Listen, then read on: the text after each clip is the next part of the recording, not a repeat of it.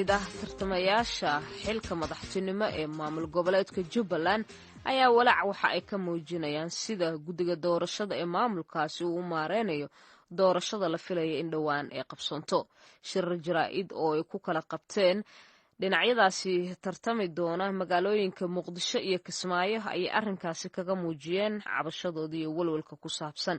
Haddaba Maxamed Cabdi Sandheere ayaa la xiriiray Cabdinaasir Seeraar Maax oo ka mid ah ragga tartamaya, wuxuuna ugu horreyntii weydiiyey faahfaahinta iyo waxay ka cabanayaan.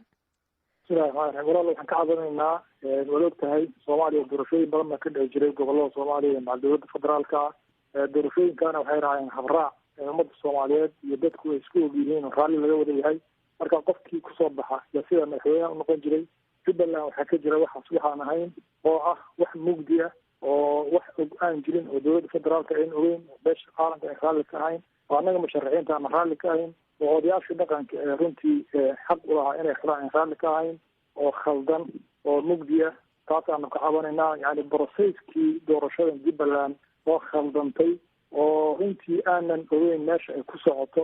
taa wey cabashadeena runtii oo weyn oo rabno in la soxo haddii la sixi waayna runtii ay adag tahay inay maarta doorasha dhacdo. waan gartay guddi doorashaa jira ma la fadhiisateen ma kala hadasheen waxyaabaad ka cabanaysaan?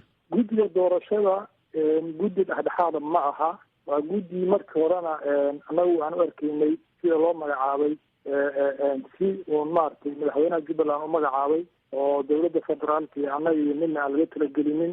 ha yeeshee hal maalina wanday intay noo soo waceen ama annaga aan wada hadalay ama ay dareenka annaga qaadeen waxba inama in weydiinin. cabashooyinka annaga waa gaadsiinay, waan u sheegnay. waxaan ku nidhi 3 ruux oo mid lagala baxayo ma ogelin. odayaasha dhaqanka saxa ah 130kii saxiixayaasha iyo kuwa lamidkii ayaguna beelooda horjoogayaasha u ah aan doonaynaa inay fulaan liiskooda inaan isku waafaqaan doonaynaa. waxaan doonaynaa habraaca doorashada Jubbaland inay noqoto wax adduunku ogyahay. kulli waxaasoo dhan way baal mareen. waxay noqdeen guddi qof shaksiya u shaqeeya oo maalin iyo habeenba u taga oo aan dhexdhexaad ahayn oo musharaxiinta runtii aad iyo aad midna maarta inaba aan tixgelinayn. waan gartay odayada dhaqanku udubdhexaad bay u yihiin markii xilligan oo kale la soo gaadho oo doorasho ay dhacayso. iyaga aragtidooda iyo siday wax u arkayaan intaad ka dhegaysateen ma kala hadasheenoo halkii looga dhaqaaqi lahaa meesha hadda aad sheegaysid inayn ahayn waddo qurux badan misla meel dhigteen? odayaasha dhaqanka iyahow in badan oo kamidana way maqan yihiin. waxaa la sameeyey beel kasta odayga dhaqankeedii waa laga tegey. mid maqaar saara oo sheega la sameeyey ayaga oo 10 raggi dhaqankaaga la yaqaanay yaa la xareeyey nimanaan sax ahayn. bannaankana way wada tulan yihiin, way qaylinayaan. annagu waxyaalahaan la yaabanahay runtii ay kamid tahay. qaar badan oo kamida waa maqan yihiin oo meeshan de waxa ka jira markay arkeen iyagoo la xoogayo ayay isaga tageen. odayaashu marka waa odayaal runtii la maraq maroojiyey, waa la cabsiinayaa, way cabsoonayaan, codkooda ma dawan karayaan. qaar badan oo kamida shalay waa la garaacay. marka niman hadda wax weyn sheegan karaya ma aha. waan gartay waxaan wararka ku haynaa in qaar ka mida tartamayaashiina ay xamar ku qabteen shir jaraa'id, qaar kalena ay Kismaayo ku qabteen.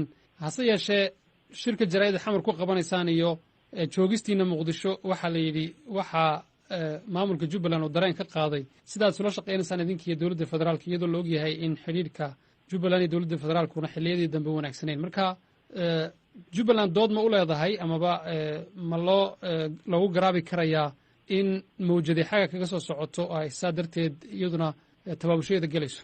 maya, Jubbaland xaq uma laha. dowladda federaalku waa dowladda waddanka ee Soomaaliya dee ummadda oo dhan bay u tahay.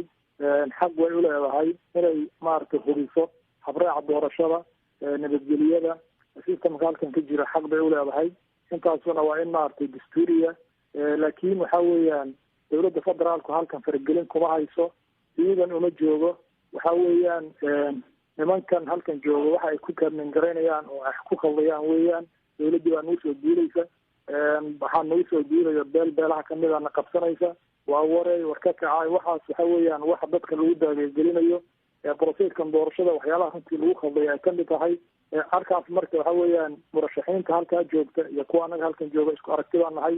annagu waxaan ka duulaynaa waxa weeye in doorasho hufan ay ka dhacdo halkan oo dowladda federaalka iyo beesha caalamku iyo amisom iyaga kulli ay goobjoog ka noqdaan oo aan faragelin lagu suubinin oo ay noqoto doorashadan doorasho daah furan oo meesha amnigeeda lagu qabanayo doorashada amnigeeda ay tahay meel laisla ogyahay oo annagu aan raalli ka nahay xildhibaanadu ay raalli ka yihiin odayaasha dhaqanku intuba taas weeye midda aan doonayna annagu inay dhacdo oo doorashada wixii kasoo baxa marka natiijadeeda aan aqoonsano. waan gartay marka maxay tahay taladiinu haddii sidaad wax u doonaysaan ay wax u socon waayaan?